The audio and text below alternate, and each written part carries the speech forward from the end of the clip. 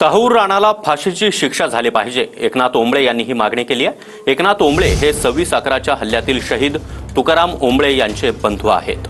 कसाबला पकडताना तुकाराम ओंबळे हे शहीद झाले होते।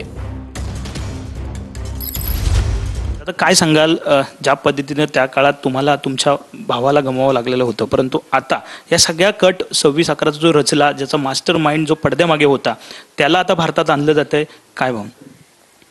निश्चितपणे खूप मोठी गोष्ट आहे।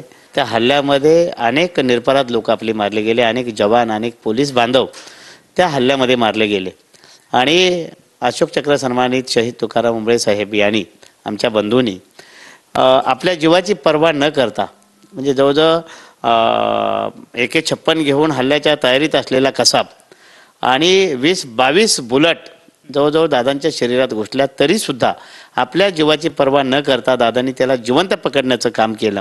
पाकिस्तानचा खरा चेहरा जगासमोर आणण्याचं काम शहीद तुकाराम ओंबळे यांनी केलं आणि त्याच्यामुळे निश्चितपणे त्या हल्ल्याचा मास्टरमाइंड हेडली, त्याचा प्रमुख साथीदार तहूर राणा आज भारतामध्ये येतोय।